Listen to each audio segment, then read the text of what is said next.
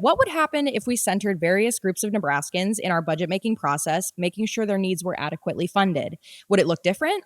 We gathered experts with lived experience in a variety of topics to offer brief thoughts to learn more about what it might look like if we looked at budgeting through their lens. First up, please welcome Audra Espinoza from the Center for Rural Affairs.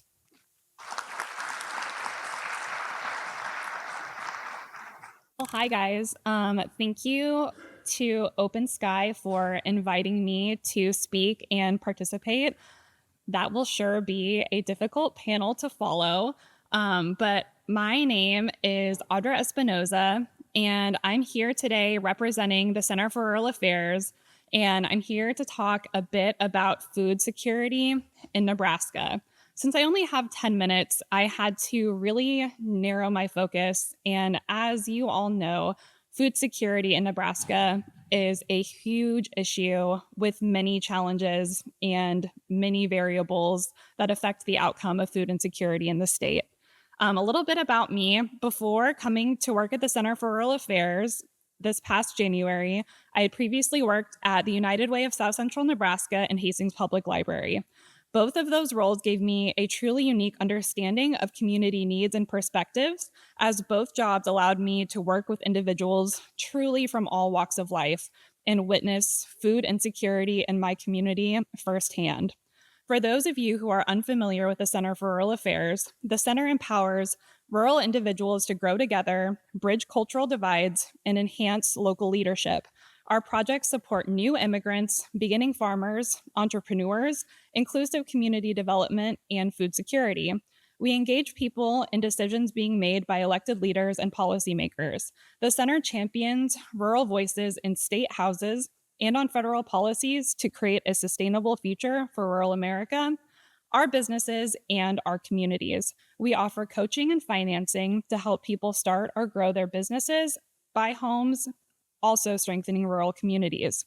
We cultivate inclusive rural communities where all residents can engage fully in civic, economic, and cultural life. So it's baked into the name. I'm here representing truly rural Nebraska, and I will be focusing on food deserts. So grocery stores are the end of the food supply chain. It's not an issue that people think about on a day-to-day basis, but supporting small grocers has been a focus of the center's work towards food security.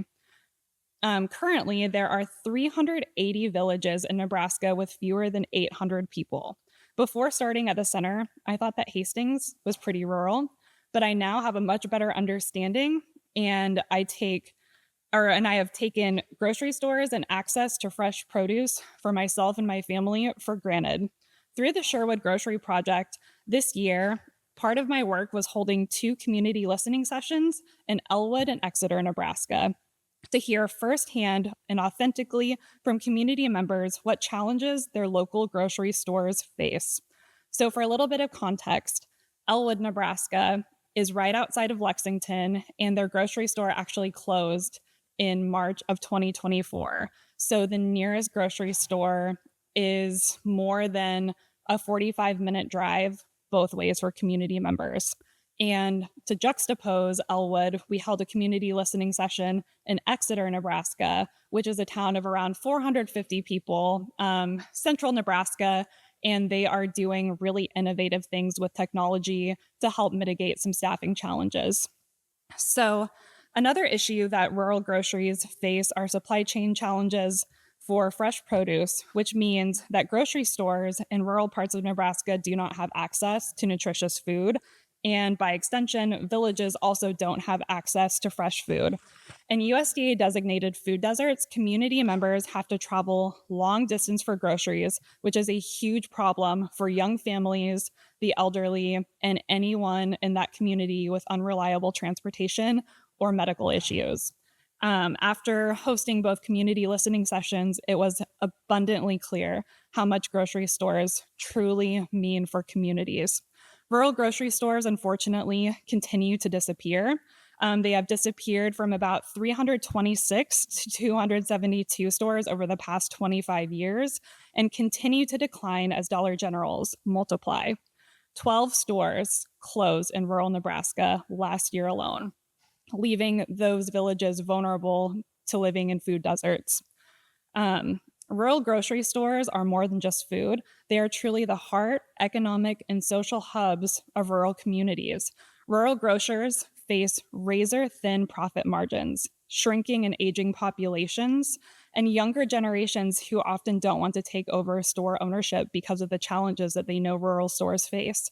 Not to mention the increasing cost of food, the increasing cost of doing business, and an increasing minimum wage on top of existing staffing shortages.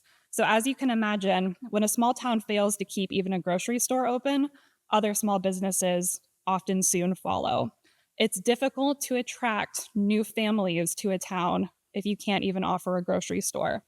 So, what can we do to help support rural grocery stores? The center worked on advocating for LB 375 in this past legislative session, which is also known as the Grocery Reinvestment Option Act. It's a state investment in rural grocery stores through technical assistance, transition to cooperative, nonprofit, or innovative operational models, technology upgrades, and increased wholesale purchasing power. LB 375 was introduced last session by Senator Teresa Ibaugh, so it is still alive this session, although state funding will certainly continue to remain a challenge. One such technology upgrade that could potentially be funded by LB 375 would be a similar approach to what Exeter has done. And they have transitioned to a 24-hour store model that just opened at the beginning of September. It kind of works like a gym membership where you pay a membership fee, you get a key fob, and you can shop in the store even when there's no staff. So that has been hugely successful so far. The community is very grateful that they don't have to shop between a minimum number of hours because the store has a hard time keeping staff. Another solution for some state assistance would be to help those smaller stores remain in compliance with the SNAP waiver. Nebraska is the first state with a SNAP waiver, which bans soda and energy drinks, but the definition of what those energy drinks are is very unclear. Drinks that contain milk are excluded from the SNAP waiver, which makes coffee type energy drinks like those sold by Starbucks kind of a gray area. Rural grocers do not have the technology nor the staffing capacity to implement changes to their inventory and are constantly worried about remaining in compliance. The worst case scenario would be that those small independent rural grocery stores stop accepting SNAP benefits altogether, which would make it even harder for SNAP recipients in small towns to purchase the necessary groceries for themselves and their families. Another potential option is antitrust laws and the enforcement of the Robertson-Patman Act, which would help independent grocers compete with large chain stores. We heard from the small grocers in our listening sessions that they are, in fact, paying higher wholesale prices for the same goods that Dollar General and nearby Walmarts are paying, which antitrust laws are supposed to protect them from. Another potential avenue would be to explore zoning laws. As Dollar Generals conveniently like to crop up right outside of city limits and avoid paying city taxes. Food security is a huge issue in our state. As some of the panelists mentioned, there are a lot of incentives to protecting small communities from having food that is produced by farmers locally leave the communities and even leave the state. But it takes a lot of cooperation, a lot of resource sharing to make a difference. And one avenue is supporting rural grocery stores because, again, they are that end of the food chain where people actually go to buy their goods, and they're often overlooked. So if you would like to get involved, please check out our website. I believe that the QR code goes to cfra.org.